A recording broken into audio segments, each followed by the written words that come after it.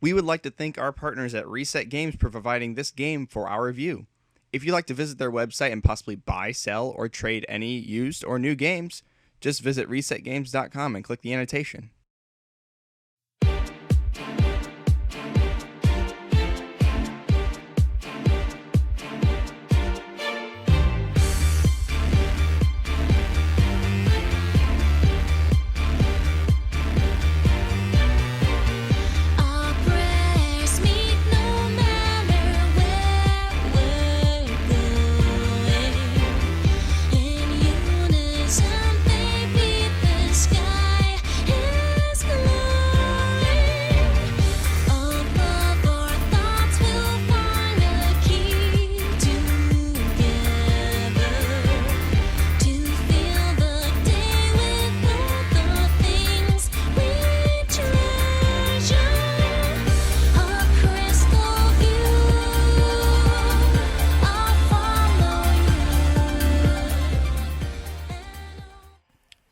Welcome to Final Fantasy XIII-2.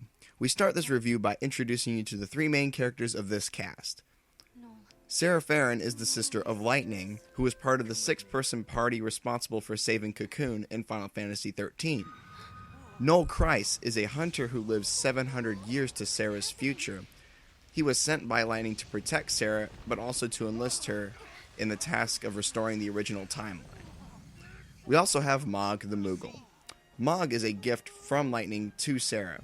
He can take the form of a bow sword, which Sarah uses in combat, but he can also do some other nifty abilities as well, such as the Moogle throw.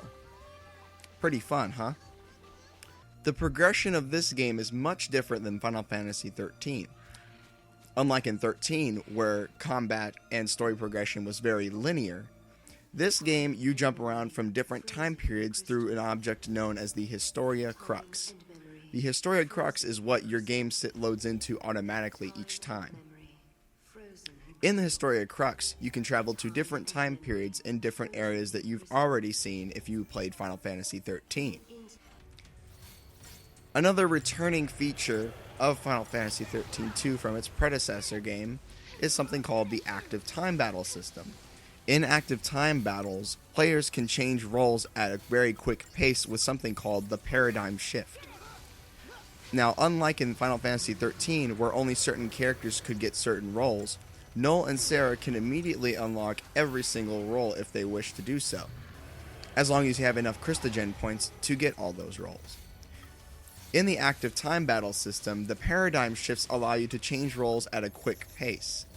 Unlike in 13, however, you do not have a party of 6 main characters. You now have Noel and Sarah always out in the field, with an additional third slot for monsters. Now throughout the game you can collect monsters by battling them, and at random chance, collecting their monster crystal. These monsters have unique abilities called the Ferrolink ability. They're unique to every monster and don't always produce the same effect. They are also heavily reliant on that monster's role. Unlike Noel and Sarah, however, monsters only have one role and cannot change roles throughout the game. Related to the battle system is another returning feature to Final Fantasy XIII-2 called the Christogen system. This is the way that Sarah, Noel, and the monsters gain experience for their attack bonuses, magic bonuses, and other abilities. Using Christogen points, Sarah and Noel can upgrade their differing roles and gain new abilities. However, monsters have a unique approach to this system. Unlike Sarah and Noel, monsters must use something else to gain abilities. They must use monster material items tailored specifically to biological and machine type monsters. Another unique thing that monsters can do is infuse. Certain monsters will have passive abilities already attached to them, but if you infuse monsters together, you can combine all these passive abilities to create one powerful monster you use throughout the entire game. That is something very helpful, especially with later boss battles. One major complaint that I noticed from Final Fantasy XIII fans is the sheer linearity of the original game. I always found myself sometimes just tapping A to the game and just allowing the battles to play out themselves. It almost felt like watching a movie, except nothing was happening other than a battle. Final Fantasy XIII-2 changes the dynamic of this game by removing most of the linearity. Using the Historia Crux, you can actually jump to all different time periods, and there's also different side quests you can take a part of as well. A lot of these side quests have to do with a couple very important parts of this game. Namely, two things you have to collect, called artifacts and fragments. Artifacts are the means by which Sarah and Noel can use time travel using time gates. Introduce an artifact to a gate, and you can access a new area that you've never been to before. Fragments are pieces of the timeline that are not meant to be there. Collecting all the fragments will introduce something very special, which I will not spoil. After logging in about 20 hours on Final Fantasy XIII, and about 35 on Final Fantasy XIII-2, I can tell you that those two games are very, very different, despite the close similarities they may share. The big difference is that Final Fantasy XIII-2 has a lot more to offer as far as gameplay content. And a lot of that content is outside of the basic goal of the game. This is something that a lot of the 13 fans actually complain about. Something that I actually commend Square Enix for actually doing. Now, without being a major Final Fantasy fan myself, I can tell you that I know that most Final Fantasy iterations actually introduce something unique to the battle system, or the story progression, or different things like that. I believe those differences are what make 13-2 an excellent game. One of my favorite features of this game is the world called Serendipity. In Serendipity, there are three main things you can do. You can take the fragments that you've collected over time and bring it to the Chocobo Oracle to learn something called a fragment skill. One of the things I introduced in the intro to this review is the long jump fragment skill. Don't quote me on the name.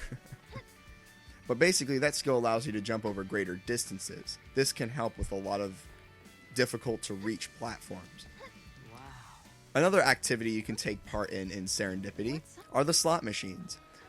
Obviously, slot machines are pretty self-explanatory. You insert coins. If you get 3 in a row of any kind, you earn coins. Very simple. The last activity you can take part in is actually one of my favorite parts of this game, the Chocobo races. Now, many feel that it is a complete waste of time to go into Serendipity, but one thing that you can do using both the slot machines and the Chocobo races is win wild artifacts, which are actually necessary to use the time gates. Now, with the Chocobo races, you can actually register a Chocobo you have collected in battle over time. There are different varieties of Chocobo. You can find a lot of them in the Arkhilt Steppe in the game. Now, for this example, I'm using a plain Chocobo. Not a yellow Chocobo, but just a plain one. Each different variety of Chocobo has its own unique abilities that are preset inside of these Chocobo races. Something else that sets apart this game from Final Fantasy XIII are a couple things. The first thing being the cinematic action. Cinematic actions happen during typically boss battles, and they serve one of two purposes. The first purpose is that they help in staggering your foe, but another purpose it serves is if you do the cinematic action perfectly, you can win rare items and possibly even a fragment. The other feature is something called the Temporal Rift.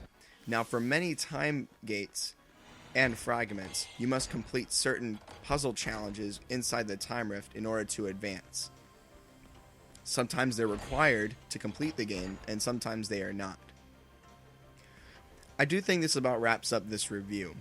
One thing that Final Fantasy XIII fans don't like about this game is all the different content. But I believe if you look past all of that and look at the core of the game, it is definitely a much bigger improvement on 13. It is actually the battle system that I believe 13 should have used, and the progression that 13 should have used. One thing that I have heard from many Final Fantasy diehards is that Final Fantasy XIII-2 deviates so much from your typical Final Fantasy game that it's not even worth a mention.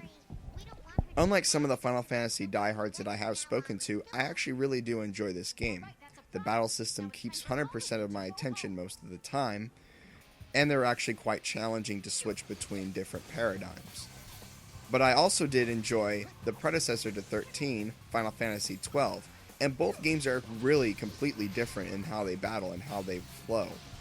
I think something that I've taken from actually reviewing this game, playing through most of the game, and actually playing a couple of the older games, is that Square Enix should be commended, not cursed, for actually making a unique Final Fantasy game most every iteration. Final Fantasy I or Final Fantasy XIII, it doesn't really matter. Fans of many franchises have their own favorites. A lot of fans love Final Fantasy VII, but hate Final Fantasy IV. And there's varying reasons for all of these games to be loved and hated. But let's understand one thing. Square knows how to make a Final Fantasy game, they know how to make it well, and they know how to make it suit any kind of audience. And I think I'll conclude with that. Thank you for watching this review. I hope you enjoyed what I have to say. If you would like to comment on anything I have said in this review, please comment in the comment section of this YouTube video, or you can send a private message to Crystal Star Studio or my channel, Power to Mario. This has been Power to Mario, and I hope you guys have a wonderful day, and I encourage you to check out Final Fantasy XIII-2. Wait, did I mention the music in this game was really good?